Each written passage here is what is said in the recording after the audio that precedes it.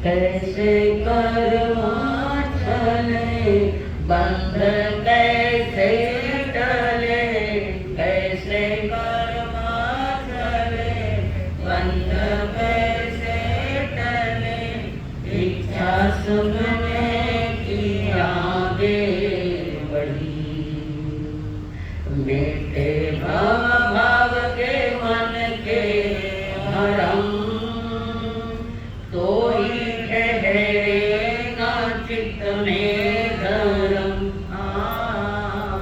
नित्य वंदन करे मन में श्रद्धा भरे, होवे हल्के हमारे करम, सतगुरु तेरी शरण, मिट जाए जन्म और मरण,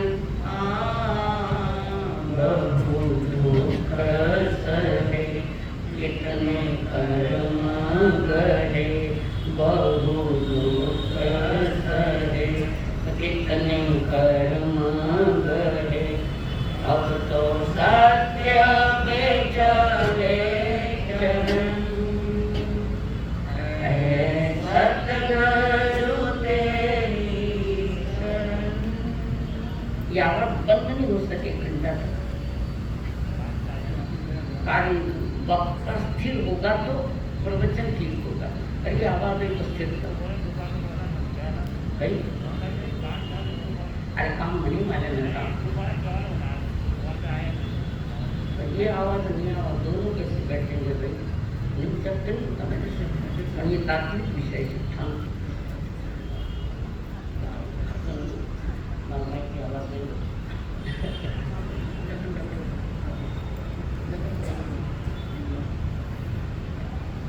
परमेश्वर को प्रणाम करो, प्रणाम करो परमात्मा स्वरूप सतगुरुदेव,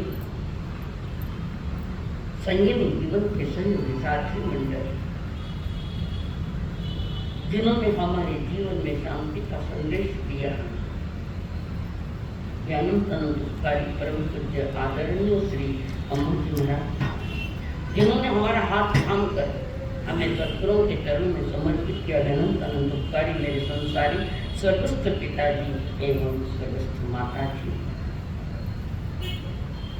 परमात्मा के पावन वाणी सुनने के लिए आए हुए देवों, आप सभी के भीतर में विराजमान भगवान आत्मा को मेरा प्रणाम है। परमात्मा की अमृत वाणी पूर्ण जीवन के लिए महान उपयोग हुई, जिन्होंने सुनी और जीवन को अमृतमय बनाया। समुद्र में विराजमान परमात्मा महावीर भव्य आत्माओं के लिए जो इशारे किए, जो संकेत किए हैं, जो जानकारी की है, देने वालों ने दी है, लेने वालों ने कितनी दी है, ये उसका प्रश्न अपना, हमारा प्रश्न नहीं। भव्य आत्माएं इस अमृत वाणी का रसपान करते हुए अपने जीवन को धन्य बनाने की चेष्टा करते, पुरुषार्थ करते। परमात्मा महावीर का मार्ग पुरुषार्थ करने वालों का है, हाथ पे हाथ लेकर बैठने वालों का नहीं। ये आशीर्वाद वाला धर्म नहीं है, ये पुरुषार्थ करने वालों का है। लोग कहते हमारे साथ आशीर्वाद दो, आशीर्वाद लेने के समय लगाएगा, अपने आप आशीर्वाद ले जाता है, मांगने से क्या मिलेगा। और किसी समुद्र में बीच में बैठकर बाह्य जात की परिष्ठा को परमात्मा स्वाध्याय करने की कला सिखाई है। स्वाध्याय यानी सिर्फ किताबें पढ़ना ऐसा न है, स्वाध्याय यानी वांछना पहले पढ़ो, पृछना, प्रश्नोत्तर करो, पर्यटना बार बार करो, धर्म कथाएं सुनो और आखिरी कह अनुप्रेक्षा। अनुप्रेक्षा यानी भावना। बारी भावनाओं का जो चिंतन परमात्मा ने दिया हमारे लिए अत्यंत महत्वपूर्ण है। जिसको अपना जीवन का सही मकसद समझ में आ गया, इस जन्म का, इस मनुष्य जन्म का मकसद समझ में आ गया, वो अपनी तैयारी कर लेते हैं कि मुझे इन भावनाओं से पैसों लागने टक्को, तो धर्म ऐसे पैसों लागने टक्को, ढूंढियो धर्म पक्को। मारवाड़ में कोई ढूंढिया आया, स्थानकसी परंपरा के साधु में राजस्थान में कहते हैं ढूंढिया। तो ढूंढिया शब्द बराबर है, कैसे है ढूंढिया शब्द बराबर कैसे है? बोलो, प्रमेश जी गया कि मारवाड़ बोली आप क्यों नहीं माना? ढूंढिया ने जो ढूंढता है, ढूंढिया का अर्थ जो ढूंढता है, जो खोज करता है, जो रिसर्च करता है कि हकीकत क्या है, खोज करे, सुने पर अपना काम चालू करे, सुने प्रभु की वाणी सुनकर अपनी तैयारी दिखा रहा है खोज करने में। और खोज करना कहाँ है? जहाँ तुम हो वही तुम्हारी खोज होनी चाहिए। और खोजना क्या है? तुम स्वयं हो उसमें, तो खोज रहे हो, खोजी स्वयं स्वयं को खोज रहा है। इसके लिए समझाने के लिए परमात्मा ने बारी भावनाओं का चिंतन दिया है। कल आपके सामने हमने आश्रय भावना रखी थी कि चिंतन करो, कल बताया था कैसे कैसे पाप पुण्य के कर्म कैसे आते हैं, और ये बार बार आ रहे, प्रति समय आ रहे, कारण हमारी असावधानी है। दुकान में के पीछे कमरे में बहुत बड़ी तिजोरी रखी है, धनमान भी बहुत है और गिराई भी बहुत है, तो तिजोरी खोल के रखो, बंद करके रखो, ऐसा रखो। तिजोरी खोल के रखो, बड़ी तिजोरी और माल भी है उसमें। हो सकता है कोई गिरी का सोना चांदी पर कैश भी उसमें पड़ी है, तिजोरी खोल के रख दो, रखो क्या? आपको समझ घड़े आएगी, चोर ले जाए। और खाने भी तो लुटेरिया है, चोर कर्मा का चोर, उन्हें भी लुटेरिया नहीं जन कहते। या पांचा को कथन मत मानो, मैं चौड़े कहूँ नहीं छाने जी, बस तेरी सपुरा ठगारा जिया मत कर बहुत पसारा। मुनि रामचंद्र जी महाराज कह रहे, या पांचा को कथन मत मानो। कौन ये पांच? बोलना, आनंद, पांच कौन है? हाँ, जोर से बोलो, सुनाई नहीं दे रही मेरे, फिर कह रहे वाह, आज तो जवाब आ गया, मुझे आनंद हुआ। पांच जिंदगी, कान कुछ सुनना चाहती, आंख कुछ गलत देखना चाहती है, गंध वो परफ्यूम की गंध लेना चाहती है, खाने के लिए रसीले पदार्थ चटरा मटरा ये जी मांग रही, शरीर भी मांग रहा है उसको सोने के लिए डंडक के गद्दे चाहिए। तो क्या नींद आ जाती है? डंडक के गद्दे पर सोए तो नींद आ जाए, फिर नींद कैसे आएगी? दिन भर जब हम काम करते हैं, जब शरीर थकता है, और शरीर जब अच्छी तरह से थकता है कि आंखें भी अपने आप नींद में चली जाती है। इन पांचों को कथन मत मानो, ये पांच दिन धर्म के प्रतिकूल अगर मांग कर रही है तो उसकी डिमांड पूरी मत करना। अगर डिमांड पूरी करने गए तो तुम्हारी आश्रमों के द्वार खुले हैं सारे, कान को सुनने के लिए लाना जो धर्म युक्त नहीं है। आंख ऐसे देखना चाहते हो जो विषय वासना में प्रेरित करे, ऐसे चित्र। नाक भी चाहता है कुछ, इंद्रियों की इच्छाओं की अगर पूर्ति करने गए ये संसार तीन काल में तुम्हारा समाप्त नहीं होता। स्वयं पर कंट्रोल, निज अनुशासन करो, स्वयं पर अनुशासन करो। तो इस बात को लेकर परमात्मा महावीर ने अगली जो भावना बताई है वो है संवर भावना। क्या लिखो बोली के लिख लिया तो छोड़ो, कल्याण की बात नहीं है। परमात्मा महावीर जी ने तुम्हें कोई साधना दी है, स्वयं पर निज अनुशासित करने के लिए। और छोटी छोटी साधना कोई बड़ी साधना नहीं है। अब छोटी छोटी साधना नहीं कर पाते तो बड़े बड़े कर्मों के पहाड़ कैसे तोड़ोगे आप? कैसे मनुष्य जन्म का मोल करोगे आप? बस छोटी छोटी बातों में बता रखे संवर साधना मन वयन काय बुद्धि दियस्व समिधि सुस अपमत्तस आश्रव द्वार निरोखे नव कमर आंसू न चले। संवर भावना में वे कह रहे हैं 3 गुप्तियां मन वचन और काया। गुप्ति यानी पापों से निवृत्त होना, मन वचन काया से।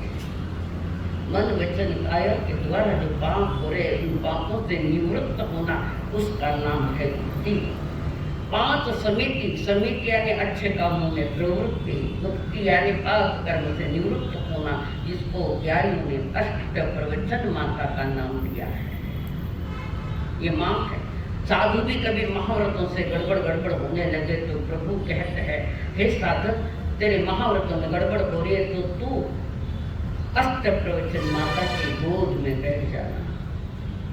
अष्ट प्रवचन माता को चिंतन मनन करना तो बच जाओगे, संसार से बच जाओगे।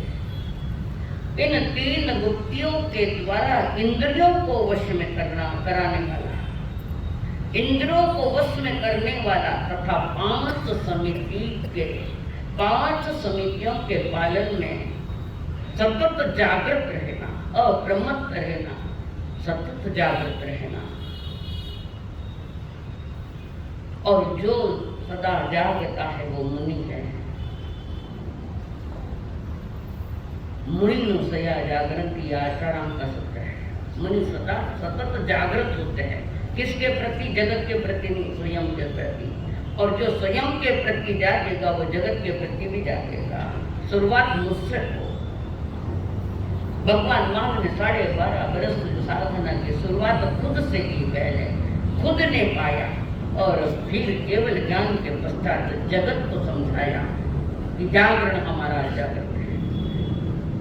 आंखों का जागरण सिर्फ जागरण नहीं, जागरण तो तुम्हारे भीतर का जागृति हो, अंतर मन में जागृति हो। अब किस किस बात की जागृति को वो बता रहे हैं। तो जो मुनि हो, चाहे श्रावक हो, चाहे चतुर्विद संत हो, उसके लिए जागरण की वेला है। और वे बता रहे हैं 3 गुप्तियों द्वारा इंद्रियों को वश में करने वाला। 3 गुप्तियां गुप्त रखता है। तो वे 3 कौन से योग है? मन गुप्ति, वचन गुप्ति, काया गुप्ति। इस मन गुप्ति के प्रति जागृत रहो कि मन में अशुभ परिणाम मत आने दो।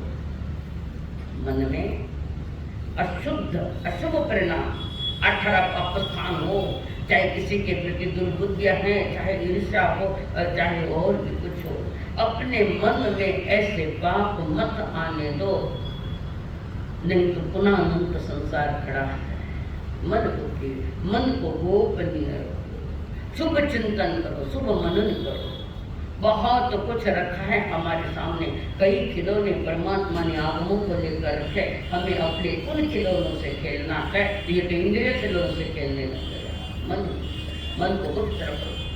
कोई की भी बात अगर तुम्हारे पास आ गई है तो उसका फैलाव मत करो। हो जाती है घटनाएं भी होती है। अभी वो मने इशारा करे कि मैंने इशारा करे। मन गुप्ति, मन के द्वारा अशुभ चिंतन नहीं, किसी के भी प्रति नहीं करना। स्वयं के प्रति भी अशुभ चिंतन नहीं करना। स्वयं के प्रति कैसा करता है अशुभ चिंतन? बोलो।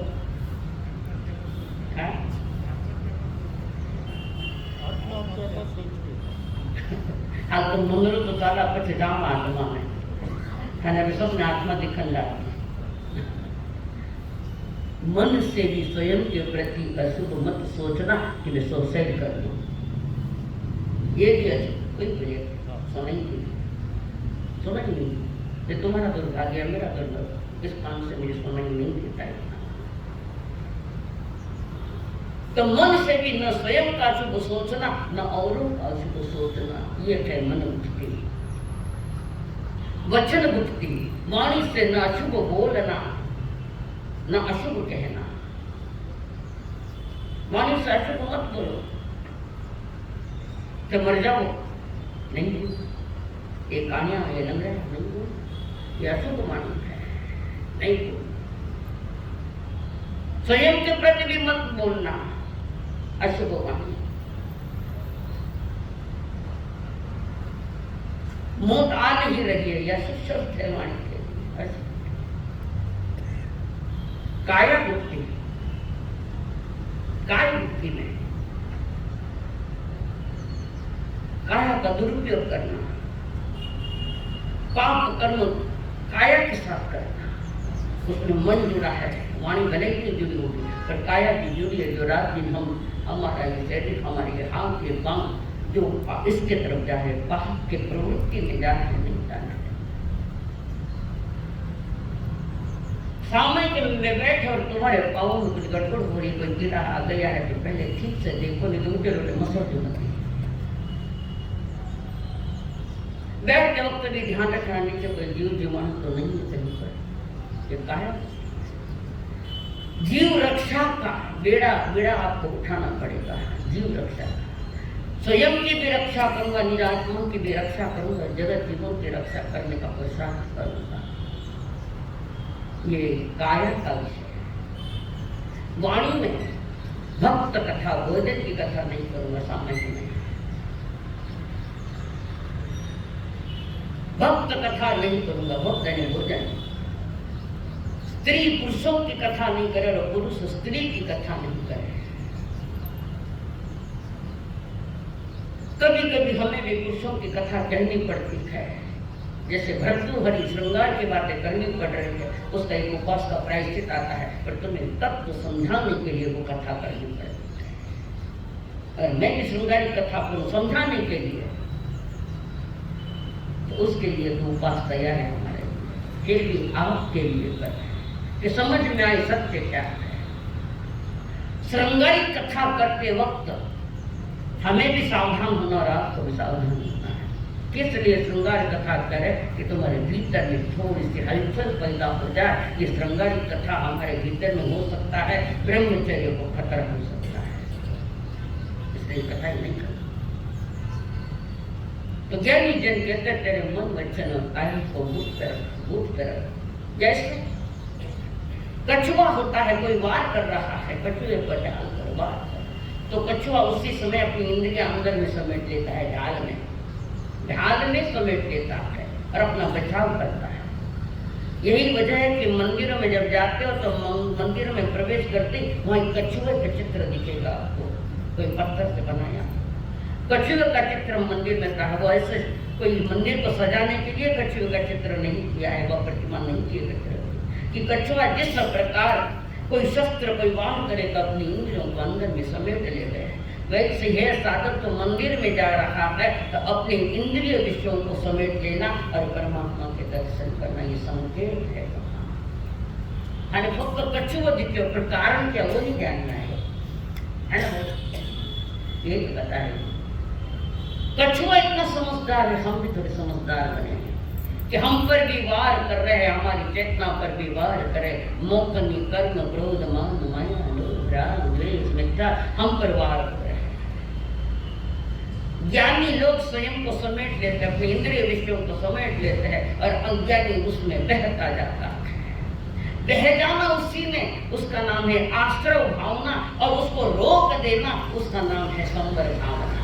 हमारी भावना संवर भावना साधना, साधक के लिए दी गई है संवर और सामय, जो मोक्ष का कारण बनती है।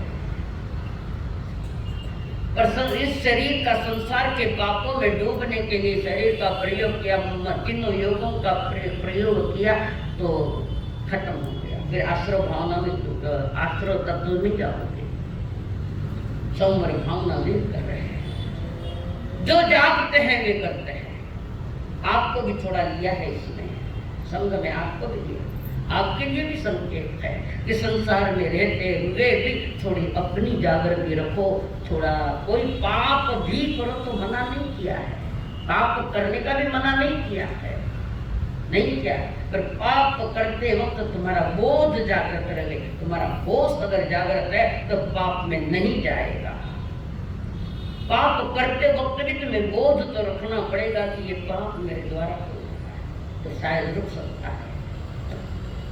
कोई भी क्रिया करो जगत के, तुम्हारा भीतर का बोध हो, जानकारी अंदर में जागृति हो, होश हो, तो ये पाप कर्म की प्रक्रियाएं जो कर्म बंधन का कारण है वो थोड़ी कमजोर हो जाएगी। पाप प्रवृत्तियां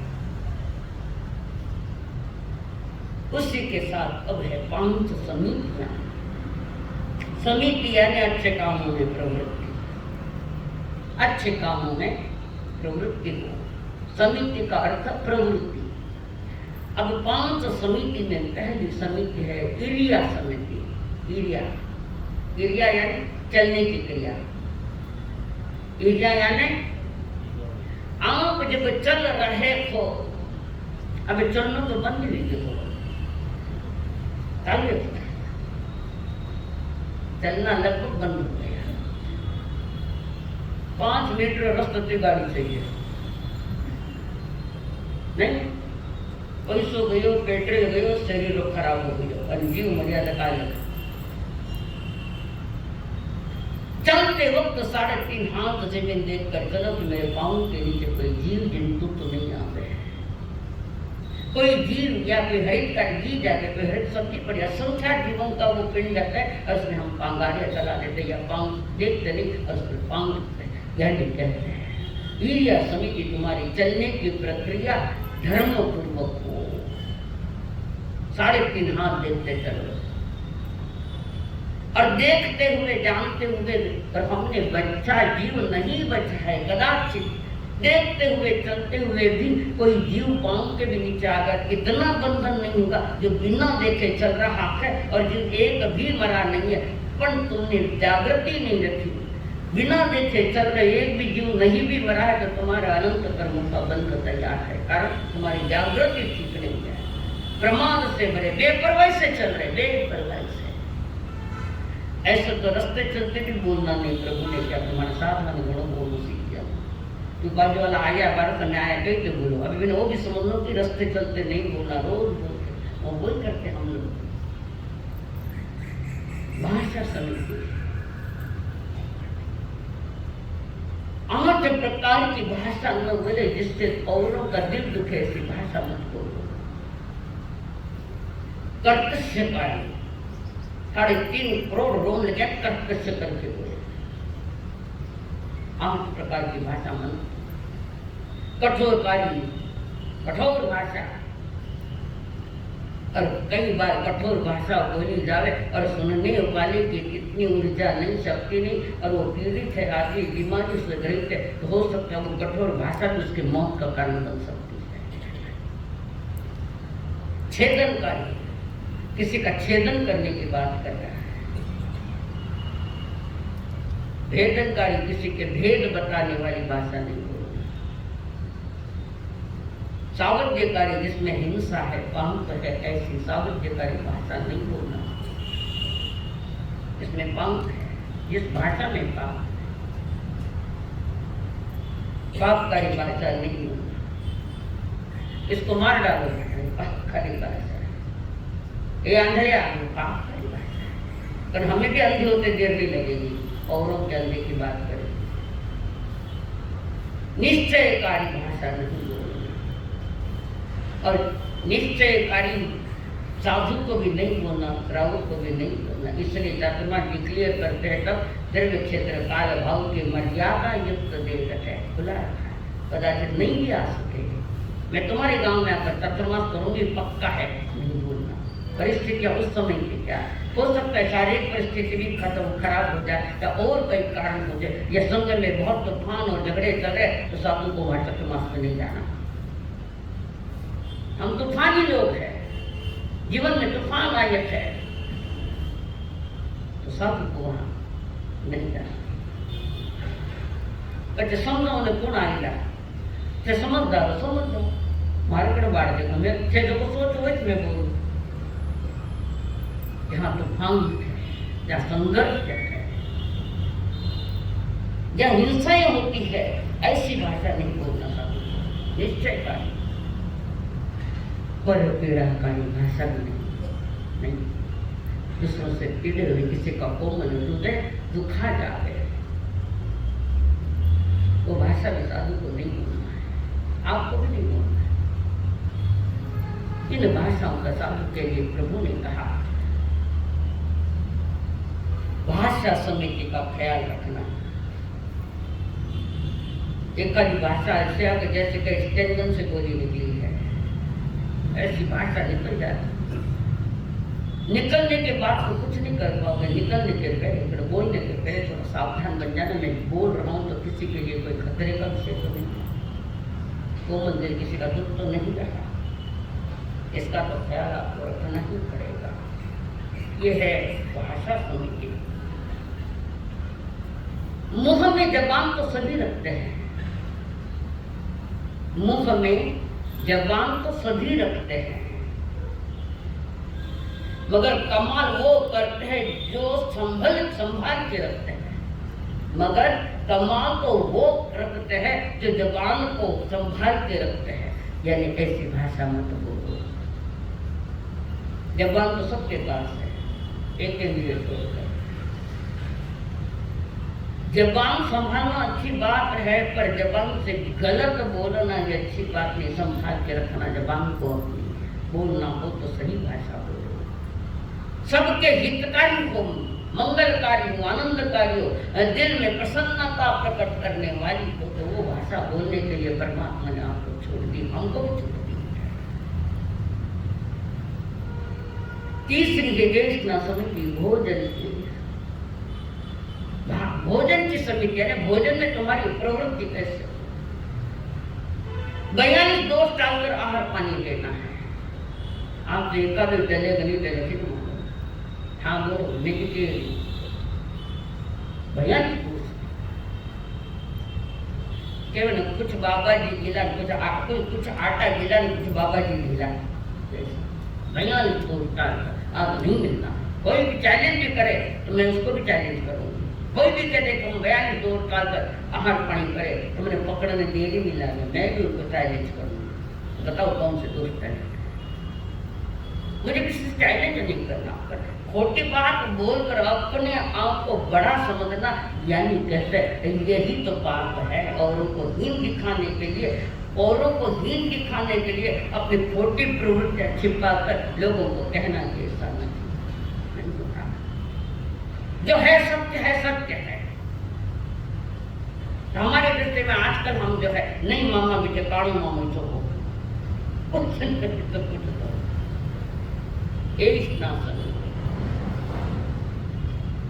भोजन और पानी का विवेक रखना है साधु को। इसकी चर्चा थोड़ी मैंने पहले भी कर ली, गोचरी की चर्चा की।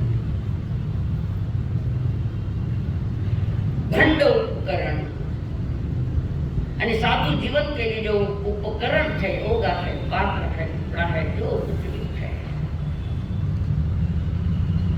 वे उपकरण अपनी मर्यादा में रखना। आगे तो बड़ा बड़ा सराव मिल जाएगा, माते कभी कि मैं जिला पर जाऊँ तो की चीजें दे मन प्रभु की आज्ञा का मना है, प्रभु की आज्ञा नहीं है। और हम आज्ञा भंग करते हैं तो समझना हमने अपना जन्म बिगाड़ दिया। प्रभु की आज्ञा तो नहीं उसके। साधु वही जो सोधे काया, कौड़ी देख न रखे माया। कंत साधु का वही होए, देवे एक लेवे एक और देवे दो, लेवे सुई देवे चुकाए, बासी रहे न कत्ता खाए। ये साधु की परिभाषा ये।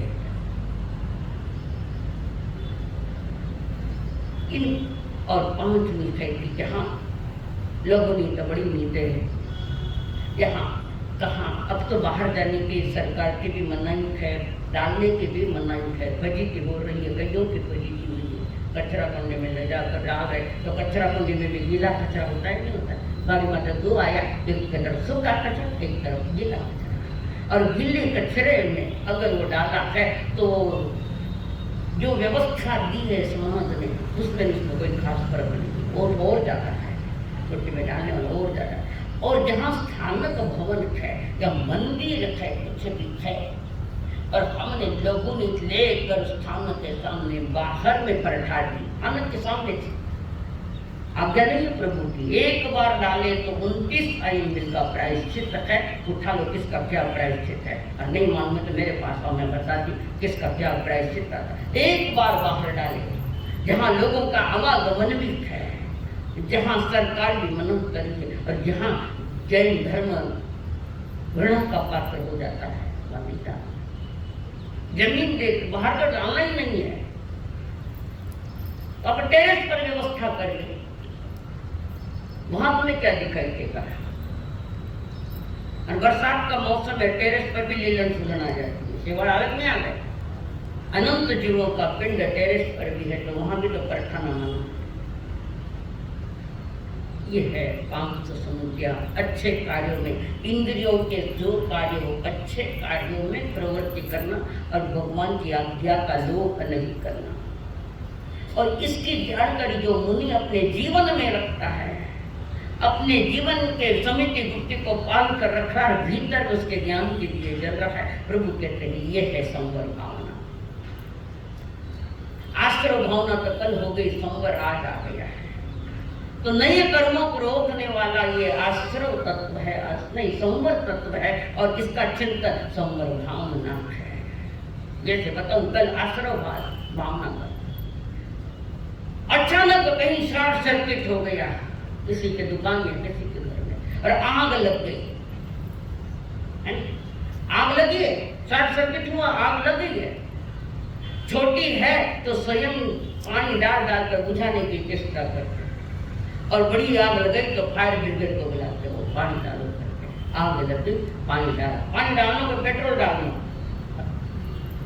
कहीं डालना, पानी निकलो तो पेट्रोल निकलो। तो ज्ञानी कहते हैं पेट्रोल मत डाल, वो आश्रव है, काम करना है पानी। जैसे आग बुझाने के लिए तो पानी का आधार लिया जाता है, ऐसे ही क्रोध कषाय भड़का है तो जिनवाणी का जल उस पर डाल दो। तो आग लगी, अंदर में कषाय की आग लगी है, वो तो है आश्रव, और उस पर जिनवाणी का जल डाल दो, उसका नाम है संवर। अब सीधी भाषा में समझ में आया, क्रोध है, क्रोध आया तो जिनवाणी का जल याद कर लेना। क्रोध भी महाभयानक है, क्रोध के 1300 भेद है। तो जहां अहंकार आ गया तो ज्ञानी कहते तू आश्रम में गया, तू संवर में आ जा, अहंकार मत कर, लेने में आ जा। ये है हमारा संवर, और इसी संवर के साथ परमात्मा ने जो हमें साधना दी है, मोक्ष मार्ग की साधना दी। कौन सी साधना दी है? जैसे बोलो कौन सी साधना दी? जीवन जल रहा है कषायों से, तो परमात्मा ने कौन सी साधना दी है संजय जी? और कौन सी है? तो सामायिक संवर थी, छोटा मोटा कुछ करके परमात्मा ने हमें जो साधना दी, जो वो कषायों के अड्डे लगा कर बैठे, अंधश्रद्धाओं की मान्यताएं पाल रखे है, उसके लिए परमात्मा तो है आश्रव भावना, उसका चिंतन करो। आश्रव तत्व है तो ज्ञानियों ने संवर तत्व की बात रखी है, तो उसके लिए उसको आश्रमों को हटाने के लिए परमात्मा ने सामयिक प्रतिक्रमण और प्रत्याख्यान की साधना दी है। सारे 32 आगमों का सार इतने में ही है, इतने में।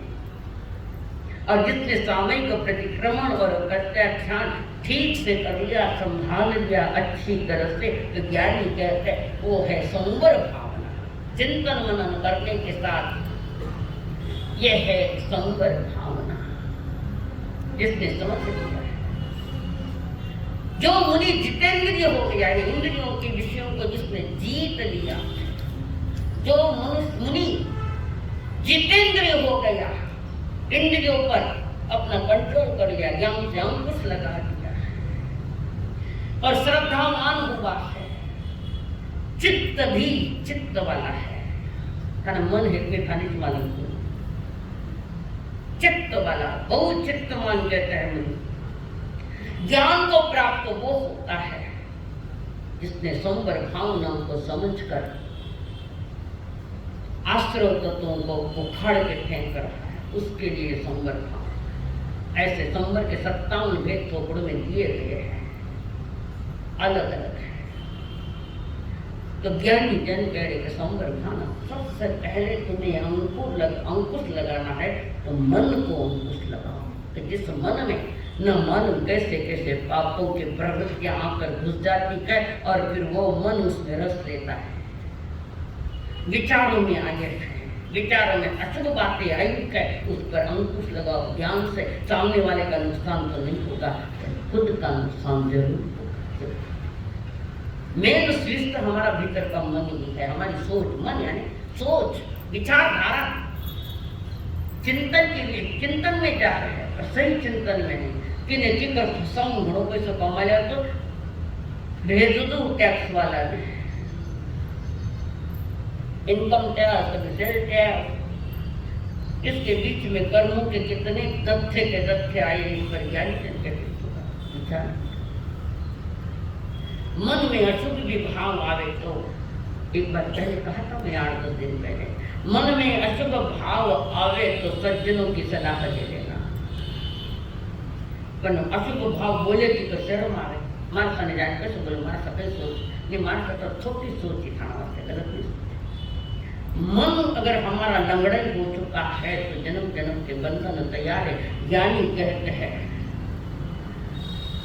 तन के लंगड़े कभी पहाड़ों पर चढ़ नहीं सकते, तन के लंगड़े कभी पहाड़ों पर चढ़ नहीं सकते, और मन के लंगड़े कभी मंजिल को पा नहीं सकते। मन के लंगड़े कभी मंजिल को नहीं पा सकते। ज्ञानी जन के अच्छे कर्म करते रहियो, क्योंकि आप खुद भी नहीं जानते कि आपकी भलाई कब आपके काम आ जाए। जो भी क्रिया कर रहे, कर्म कर रहे, अच्छे कर्म करते रहे, तो जो धर्म युक्त है सब बदलेगा भी, खान पान बदलेगा, चलना बदलेगा, वस्त्र बदलेंगे, बोलना बदलेगा, सारी कुछ शालीनता के साथ आए। और किसी के लिए हम काम आए तो ज्ञानी जैसे अच्छे कर्म, पता नहीं तुम्हारे कब काम आ जाए, कब भलाई आ जाए। खाने आई भलाई आई नहीं, कहिए 6 वर्षों आई ना मैं सीधी सीधी आई थी आनंद भाई, घनी मनवार करनी पड़ी। मैं भी देखो कितनी ताकत है चिंचड़ वाला ने मुझे ले जाती। कई जन्मों का पुण्य उदय संत मिलते और ये जिनवाणी मिलती है आध्यात्मिक वाणी। पुण्य तुम्हारा है तो तुम्हारे पुण्य ने हमें खींच ही लाया आपसे। ज्ञानी जन के अच्छे कर्म करते रहिए। अब अच्छे कर्म की थोड़ी जानकारी भी तो होना चाहिए ना आपको। कल किसी के भाई अच्छे कर्म अगर अच्छे कर्म किए है,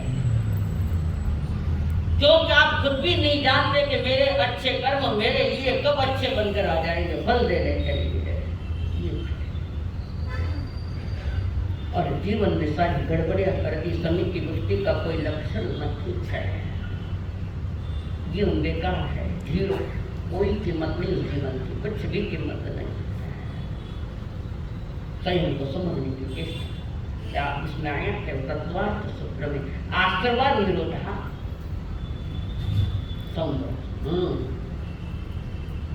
आश्रमों का निरोध करना, यानी पाप परिणामों का निरोध करना। निरोध यानी रोकना।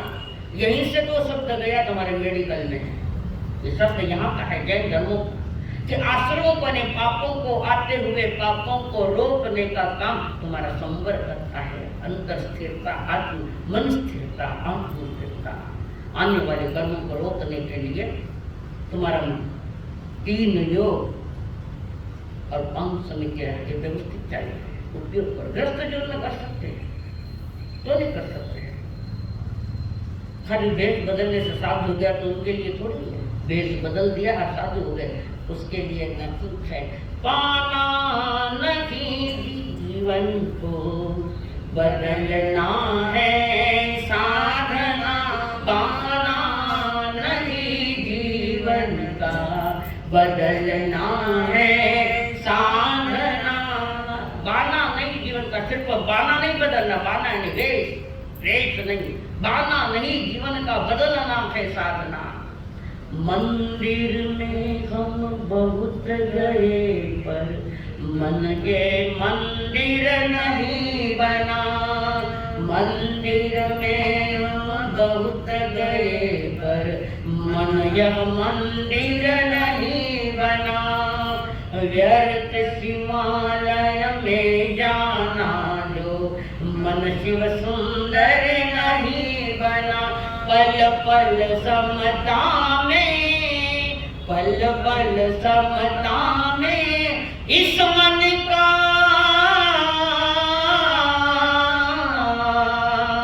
पल पल समता में इस मन का ढलना है साधना। गाना नहीं जीवन का बदलना है साधना। जहाँ भी हम गए जिसके लिए गए, चाहे मंदिर में गए, चाहे स्थानक में गए, चाहे प्रवचनों में गए, कुछ उद्देश्य लेकर गए क्या?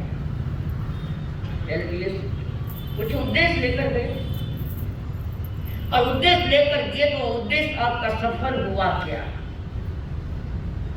वो उद्देश्य आपका सफल हुआ क्या? सफल हुआ है तो जन्म जिनवाणी सुनने का आनंद अलग होता है, अगर तुम्हारा उद्देश्य सफल हो रहा है।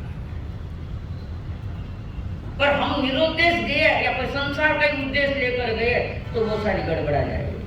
गड़बड़ी है बोल नहीं। मनुष्य का मन तिल्ली की तरह, तिल्ली हो आपकी तिल्ली उसकी तरफ, ऐसा ही मन है। ये तिल्ली जब जलाई जाएगी या तो किसी को आग लगाएगी या किसी को रास्ता दिखाएगी। तिल्ली काढ़ी या तो किसी को जलाएगी। आग लगाना है कि रोशनी देखना है तो निर्णय आपका है। जिसके जीवन में आग, सारा खेल ये मनुष्य के मन का खेल है,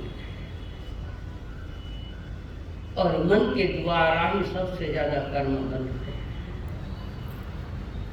सबसे ज्यादा क्यों बंधते हैं कि चिंतन मनन और अनुप्रेक्षाएं हमारे काम। सितंबिका नगरी का राजा महाराजा परदेसी, नाम तो सुना ही, तो कहानी भूलगत बात अलग है। राजा परदेसी, ये राय प्रश्न सूत्र का ये कहानी, ये घटना है। पूरा राय प्रश्न सूत्र राजा परदेसी के ऊपर लिखा गया है। महाहिंसावान, हिंसा करने का शौक, जीवों को मारने का शौक, खोटी मान्यताएं पाल पाल कर रखी है। महाहिंसा, पाप में कंठ डूबा हुआ राजा परदेसी, और परिजनों के ऊपर, मतलब जनता के ऊपर भी कई टैक्स लगा दी उसने। जनता को भी परेशान करता है, घर परिवार वालों को भी परेशान करता है राजा परदेसी। कठोर कृत्य है उसके, कठोर कृत्य है, और इस कठोरता के कारण कई कर्मों का बंधन राजा परदेसी ने कर लिया। एक बार सितंबिका नगरी का सारथी, रथ चलाने सारथी, पड़ोस के गांव में जहां गया, अपने काम के लिए गया था, पर चलते चलते आवाज हुई कोई मुनिराज दिख रहे, यहाँ पर आवाज आ रही है उनकी। मैंने बाहर की आवाज सुनाई दे, संतों की आवाज नहीं सुनाई दे। काम क्यों? काम थोड़ा हो गया। सारथी ने देखा जनता बैठी और केसी श्रवण 4 ज्ञान के धनी, ये वो केसी के जो उत्तराध्ययन में है, जो गौतम स्वामी केसी श्रवण की चर्चा हुई, वो केसी श्रवण, ये दूसरे 4 ज्ञान के धनी केसी श्रवण। सभा विसर्जन हुई और वो सारथी केसी श्रवण मुनिराज के वहां जाकर वंदन, बार बार वंदन करता हुआ नहीं दिए विनंती कर रहा है, गुरुदेव मैं गाँव नदी के सितंबिका नगरी आप पधार। था। केसी श्रवण जी ने कहा, सारथी, तेरी नगरी में क्रूर शासक है, हम संतों को कब कैसा है? क्रूर शासक है, वहां कमाने जाना। तेरा राजा परदेसी महाहिंसक है, साधु संतों के लिए अभद्र व्यवहार करने वाला, वो क्रूर इसलिए नहीं आता। गुरुदेव, राजा क्रूर है, कई श्रवणों का सत्वा है, कई श्राप है, वे तो क्रूर नहीं, उनके लिए बनाओ, राजा के लिए बनाओ। स्वीकृति दे दी, सुखे समाधि आने के भाव रखते हैं। और कुछ समय के उपरांत केसी श्रवण सितंबिका नगरी के बाहर बगीचे में उतरे हुए हैं, जनता दर्शन के लिए आ रहे हैं।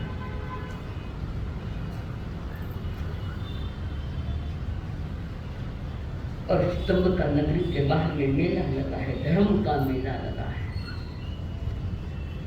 और वहां का मंत्री वो सोच रहा है, परमात्मा की ये पवित्र वाणी चल रही है, तो राजा को कैसे लाऊंगा वाणी सुनाने के लिए, सोच रहा है। और वो मंत्री ने एक दिन कहा महाराज को, राजा परदेसी को कहा, महाराज चलो आप थोड़ा घूम के आ जाए, रात में रहते रहते बोर हो गए, चलो घूम के आ जाएंगे। चित्त मंत्री का लक्ष्य थोड़ा अलग था और बताया चलो वठी में जाना, बगीचे में जाओ, बसंत महोत्सव है, मौसम भी सुहावना है, हरी भरी प्रकृति है, चले थोड़ा प्रकृति का आनंद ले। राजा ने भी कहा, मंत्री कभी कहता भी नहीं, राज उसने कह दिया, चलो ठीक है चली जाएंगे, वहां पर जाएंगे प्रकृति की गोद में। और महामंत्री को उतना ही चाहिए। धीरे धीरे राजा परदेसी और स्वयं मंत्री चित्त मंत्री दोनों ने साथ के रथ चला रहा। महामंत्री ने पहले इशारा कर दिया, डायरेक्ट बगीचे में साइड से ले लेना, वहां से कहा केसी श्रवण महाराज विराजमान है, सत्यवाणी सुनाते, जगत कल्याण की बातें बता रहे, आपको वहां जाना। और सारथी ने वैसे किया, राजा प्रभु क्या मालूम किधर से जा रहा है, और वहां से ले गए। और वहां आवाज आ रही थी, जिनवाणी सुना हजारों के बीच में केसी श्रवण जी विराजमान है, और वहां वाणी सुनाई जा रही। और ये बात आवाज परदेसी के कान में आ गई, ये कौन जड़ मुंडिया जितना गला फाड़ फाड़ के सुना रहा है, कौन है ये जन?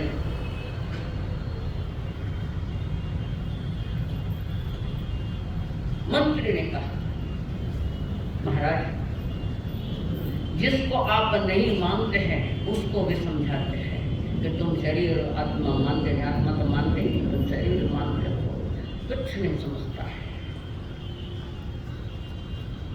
उनकी बात चल रही है कि बता रहे आत्मा अलग है, शरीर अलग है, आत्मा आत्मा का काम करे, शरीर शरीर का काम करे, एक दूसरे के बीच में नहीं जावे तो वहाँ संवर्ग भावना होती है।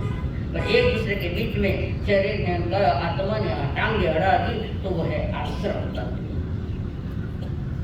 दोनों अपने अपने काम करें तो वितराग मार्ग खुलेगा, परमात्मा की वाणी तुम्हारे जीवन को सुकून देने वाली बन जाएगी। पर एक दूसरा के बीच टांगा अड़ाया बिना चैन मिले, लड़ाई किसी बात की, संघ में भी झगड़े होते, यहाँ तो नहीं है देखा नहीं अभी तक, पर संघ में जो झगड़े होते सबका अपना ईगो टकराता है, एक दूसरा बीच में टांगा अड़ा है, ये तूफान हो जाए। और राजा परदेसी चेहरे पर जाके जुकू में और केसी श्रवण के पास जहाँ बैठे विराजमान है, मुनिराज विराजमान है, राजा परदेसी वहां पहुंचा, हाथ जोड़िया, बिना पूछे बैठ के नीचे। हमने सुना तुम आत्मा और शरीर को अलग मानते हो, राजन तो चोर है, चोरी कर रहा है, तू यहाँ बैठा तो पहले विनय से बैठना चाहिए, तो तुमने विनय की चोरी कर, बैठना है तो पहले बंधन करो, आज्ञा लो, गुरुदेव में बैठूंगा, तो सामने बैठे। पहले बार में राजा परदेसी थोड़ा चमक गया, इतनी भाषा मुझे बोलने वाला कोई पैदा नहीं हुआ, पर ये कहां से पैदा हो गया, ये मुझे बोल रहा है। पर लगा कुछ दम है, भाषा में कुछ दम है, कहने में कुछ दम है, कुछ ताकत है।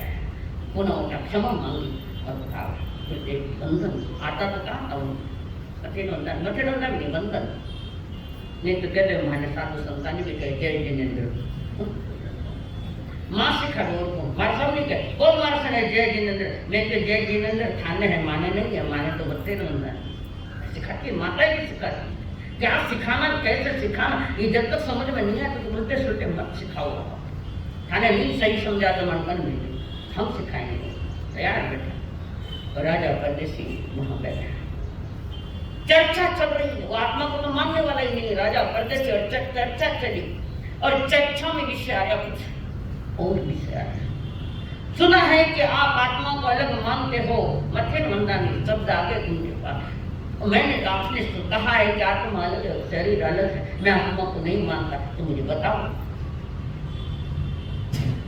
स्वर्ग नरक की बातें चल रही है धर्म अधर्म की बातें चल रही है तो राजा परदेसी ने कहा प्रणाम राज आपके कहे अनुसार मेरे दादा जिन्होंने जिंदगी भर अकृत्य के खोटे कर्म किए तो आपके हिसाब से वे नरक में गए वे आपके हिसाब से मेरे हिसाब से आपके हिसाब से वे नरक में गए है तो वो वहां से आकर मुझे क्यों नहीं कहते कि हे परदेसी तू खोटे कर्म मत करना हम नरक में आए हैं खोटे कर्म करके तब केसी श्रवण कह रहे परदेसी राजा परदेसी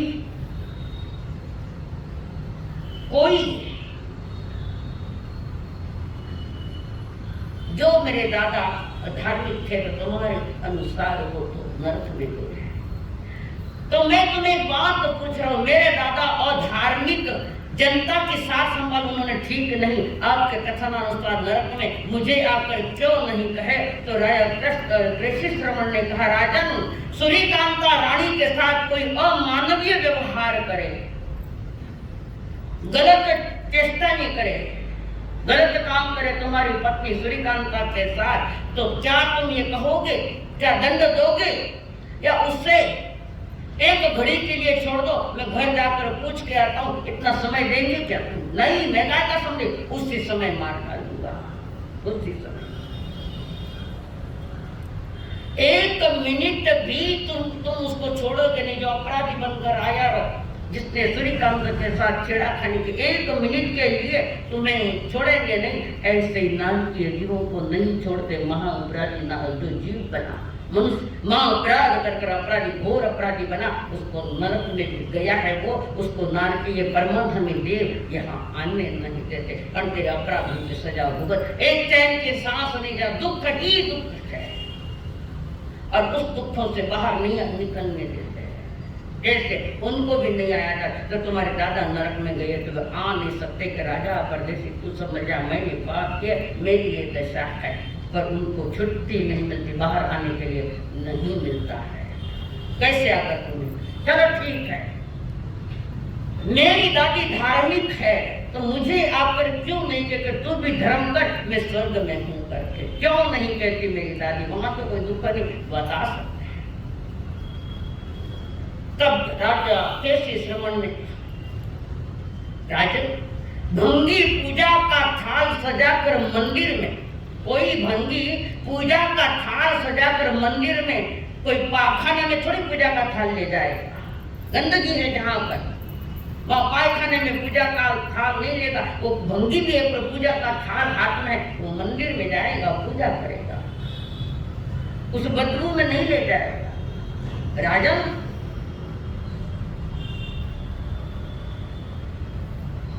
केसी श्रवण राजन को कह रहे राजन ऊपर से इस लोक में देवता आते नहीं कारण यहाँ से 500 योजन तक बदबू ही बदबू की गंध आती है देवताओं ये धरती से मृत्यु लोक से ऊपर 500 योजन तक बदबू ही बदबू आती है तुम्हारी दादी की आत्मा यहाँ नहीं आ सकती और वो बदबू सहन नहीं होती इसलिए वो कह रही नहीं आ फिर अगला प्रश्न क्या आपके अनुसार शरीर और आत्मा भिन्न है तो किसी चोर को लोहे की कुंभी में बंद कर दे जहां सूरज की एक किरण अंदर नहीं जावे ना रोशनी जावे ना हवा अंदर में जावे तो फिर जीव कहां से अंदर जाता है कैसे जाता है? कारण वो ठोस लोहे की कुंभी, ठोस एक किरण भी अंदर नहीं जा सके, तो ये गिर कैसे? तब केसी श्रमण ने कहा, राजन, घूमट वाली कोठरी, जैसे गोल गुम्बद बीजापुर में गोल गुम्बद, ऐसे घूमट वाली कोई कोठरी है, चारों तरफ से हवा प्रकाश सब बंद है, सब बंद है, तो नगाड़ा बजाओ तो अंदर आग जाती कि नहीं जाती? जोर जोर से नगाड़े, जैसे डीजे कान फोड़े, मिलकर मारे। कल एक की मृत्यु हुई डीजे के कारण, पेपर में पहली बार देखा। और वो नगाड़े की आवाज उस कोठरी में जाती कि नहीं जाती? तो कहाँ छिद्र है उसको जाने के लिए? सूरज की किरण भी नहीं जा सकती, हवा भी नहीं जा सकती, पर ये नगाड़े की आवाज अंदर गई है कि नहीं? ऐसे ही जीव भी अरूप्य, इस प्रकार शरीर सहित तो नहीं जा सकता, अरूप्य है ना, अंदर से शरीर, अंदर जीव जाकर वहां शरीर पैदा कर लेता है। चौथा प्रश्न उन्होंने कहा, चोर को लोहे की कुंभी में बंद कर दिया, बाहर नहीं आने, कड़े कोट बंद कर दिया, तो क्या जीव बाहर आएगा कि नहीं आएगा? लोहे की कुंभी में बंद किया है, तो लोहे की कुंभी में ठस अग्नि प्रवेश करे नहीं करे? अग्नि, लोहारा घोड़ा ने अग्नि में नाको, अग्नि लाल हुए नहीं, वो प्रवेश कर गया, कहाँ जगह है, और अग्नि प्रवेश कर गई, ऐसे ये प्रवेश करता है। देहादंड चोर को, जिसको देह दंड की सजा मिली है, और उस चोर को बंद किया गया है, और मैंने उसके टुकड़े टुकड़े टुकड़े टुकड़े किए, इसलिए उस चोर के शरीर के टुकड़े के कि जीव कहाँ है देखने के लिए। तो मुझे तो कहीं जीव दिखाई नहीं दिया, कहीं भी दिखाई नहीं दिया जीव मुझे। और फिर ये आत्मा है क्या प्रमाण उसका? और उस चोर का तो मैंने टुकड़े टुकड़े किया है। तब केसी श्रमण ने कहा, राजन, वृक्ष के पत्ते हिल रहे हैं। कैसे हिल रहे? कैसे हिल रहे वृक्ष के पत्ते? किस कारण हिल रहे? हवा कहते, बताओ, हवा दिखती, बताओ हवा कहाँ है? राजन, पत्ते हिलते ही अनुभव का विषय है, हवा भले हमें दिखाई नहीं दे, पर जब भी वृक्ष हिलेंगे तो जब हिल रहा है, बताइए जाता है प्राकृतिक हवा कहाँ है? तो कुछ कुछ बातें अनुभव से जानी जाती है। तो भले हवा नहीं दिखे पर ये हिल रहे, बोलता हवा आ रही, कहीं दूर बारिश हो रही है तो मैं थोड़ी ठंडक लगी, अरे बेटे की बारिश हुई है, कहाँ दिख रहे तुम्हें बारिश? और उसके गांव में बारिश है, अंत उसका अनुभव तुम्हें यहाँ हो रहा है कि शरीर को ठंडक लग रही है। तो वृक्ष के पत्ते हिलते हैं, दिखते न छूटे, तो इसका उदाहरण दे रहे। और एक बात कह रहे हैं, ऐसे श्रमण बटन दबाया, लाइट लगी, लाइट लगी ना, कहाँ बीच में आग दिख रही है क्या आपको? आग दिख रही है क्या बीच में? बत्ती तो जल रही है, रोशनी दे रही है, कनेक्शन बीच में वायर में, जो वायर होती बीच की, उस वायर में तुम्हें दिखती है कुछ? क्या दिखना है? तार दिख रही है, और कोटेड वो प्लास्टिक दिख रहा है, तुम्हें कहाँ दिख रही है? बल्ब जल गया, यानी वही कनेक्शन जुड़ गया है, इसका मतलब बिजली उसमें से आई है, विद्युत उसमें से आई है, तभी वो बल्ब जला है। सारे उदाहरण सुनते सुनते राजा परदेसी, अब चिंतन बदल गया, चिंतन बदल गया, और वहां से केसी श्रमण की सारी बात रखी उन्होंने। जैसे जीवन का सूर्योदय हो रहा है, जीवन जागरण का विषय है, और राजा परदेसी केसी श्रमण को बार बार वंदन नमन श्रद्धा के साथ, अंतरंग परिणामों के साथ, उत्कृष्ट विचारों के साथ राजा परदेसी केसी श्रमण को वंदन कर रहा है। और वहां दर्शन वंदन करते करते वहां से निकले और सीधे कौशलशाला में चले। कृष्ण पक्षी का शुक्ल पक्षी हुआ, राजा परदेसी धर्म स्थान में आ गए और वहां बैठ गए, बेले की तपस्या लेकर, 2 उपवास की तपस्या लेकर बैठ, और बहुत से शाखा की साधना करे, चौर करे, चिंतन मनन करे। गुरुदेव ने जो दिया है मुझे, उसका मैं जुगाली करूं, चिंतन मनन करूं। और राजा परदेसी घर नहीं गए, महलों में नहीं गए, वहां से विरक्त हो गए, यानी आश्रम मार्ग से बाहर आकर संवर मार्ग में चले गए, यानी अपने इंद्रियों को वश किया, मनोवाणी काया को वश किया। और ये बात सूर्यकांत को पता लगे कि पतिदेव पौषशाला में गए, इधर आने वाले, वह महाभोगी, वो संसार के भोगों की महान उत्सुक सूर्यकांता। उसने सलाह, उसको लगा सूर्यकांता सोच रही मेरे संसार के भोगों में अब बाधा आ गई, तो बेले की तपस्या हुई, दो औषध हुए, 2 दिन का औषध, 16 पेड़ के औषध हुए, और उनको पारने के लिए लाया, तो पारने में जहर डाल सूर्यकांता ने। कारण उसकी भोगों की जो वांछा थी वो अब नहीं हो रही है। राजा परदेशी की दिशा और गई, सूर्यकांता की दिशा और चली गई। और अब देख लिया ये मेरे कभी होने वाले नहीं, ये गुरु को पूर्ण समर्पित हो गए, धर्म मार्ग में आ गए, और राजा परदेशी पारने के लिए आया है। और उसी के साथ भोजन में जहर डाल दिया और भोजन करवा दिया राजा परदेशी को, और राजा के ज्ञान में आ गया कि जहर दिया गया है, राजा है और जहर दिया गया है, तो राजा कोई प्रतिक्रिया देगा? सूर्यकांता को कुछ कहेगा? वो नहीं कहेगा। क्यों? कि केसरी श्रवण से सारी बातें लेकर आ गया, और जहर अंदर में गया, कताल कर दिया।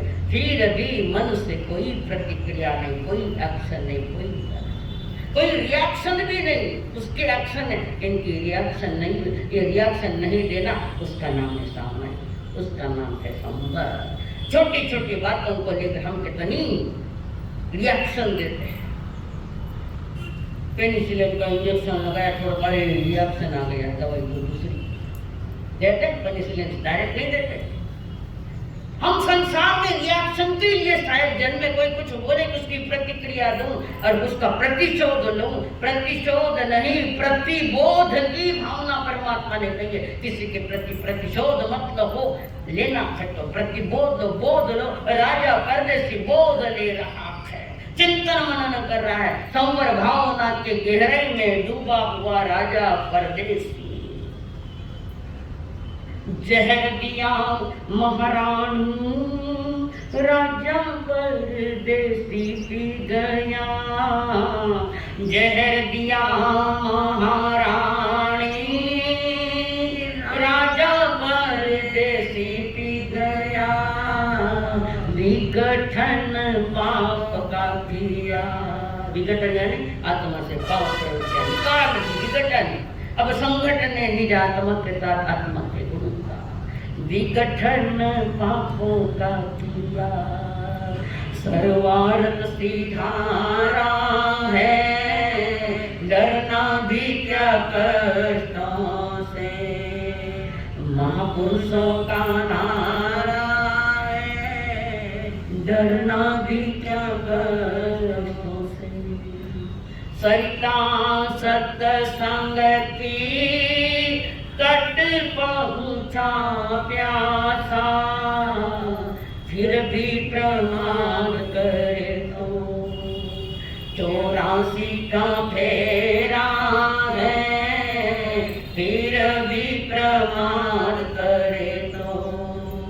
84 का फेरा है, डरना भी राजा परदेशी चिंतन पक्का हो गया। पहली बार आया, पहली बार भी समझ गया हम करा। जहर देने वाली के प्रति भी कोई दोष नहीं, उसके प्रति भी कोई दोष नहीं, खुद की पत्नी से कुछ नहीं प्रतिक्रिया। एक ही सोचा, आत्मा अलग है, मैं नहीं मरता, मरने वाला कोई शरीर है, आत्मा अलग है, शरीर अलग है। हम डरते हैं मुझसे, क्यों? कि शरीर यानी आत्मा मान के डरे। शरीर आत्मा नहीं है, शरीर नहीं आत्मा है। बंधुओं,